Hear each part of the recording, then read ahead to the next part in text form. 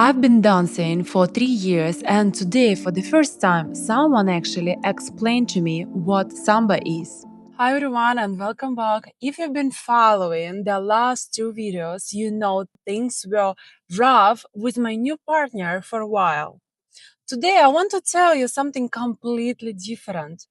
Today's lesson was one of the best I've had in years. In this video, the technical realization that changed how I understand my own body, why some dancers who can barely bend look better on the competition floor than dancers who are incredibly flexible, and the new goal I'm not considering for the end of summer. Let me tell you what happened today. My partner is 22 years old. He's been working hard since our conversation with the studio owners, genuinely slowing down, genuinely trying to teach rather than just perform the choreography himself. Today he said, let's warm up with Samba. And then he started explaining something about the movement I had never actually understood. After 3 years of dancing, I always thought Samba was about hip rotation, big amplitude, lots of movements, twist the hips as much as possible. That's what it looks like from the outside. So that's what I was doing. What he explained today is completely different. The real movement starts inside the body.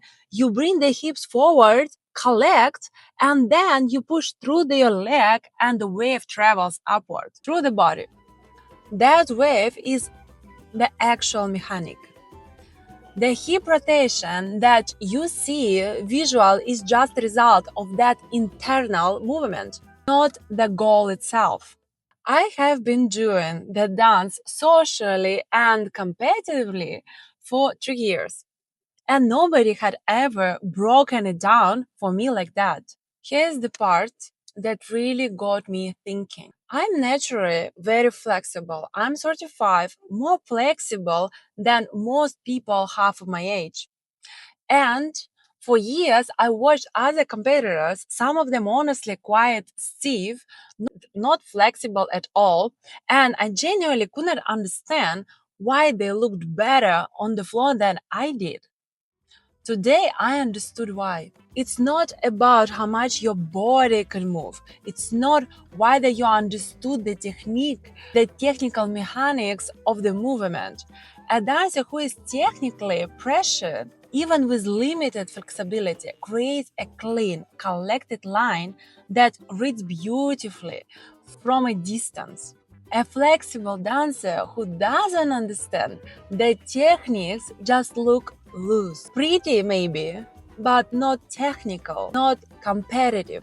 I make this comparison because I'm a perfectionist, and today's lesson gave me something I've wanted for years, an actual framework. Not just make it bigger or feel it more, but pressures repeatedly technique where my hips is positioned, where my weight transfers, what happens in my body before the audience even sees the visual result. That's the difference between dancing and competing. I want to show you how we actually build this today, because the method itself was the breakthrough. We broke Samba down into small pieces, counted out slowly, almost technically. Then we added a very slow rhythm, then a bit faster, then faster again. By the end, we'd gone through 3 or 4 speed levels before reaching a full tempo. That sounds simple, but for 3 months, we'd been skipping straight to full speed, even without ever building the foundation underneath it. After Samba, we moved to paso doble.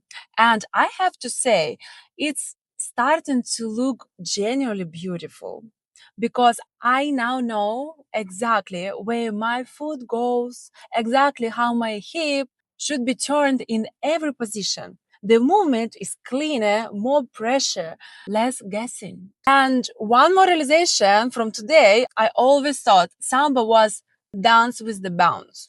like up and down, knees bending.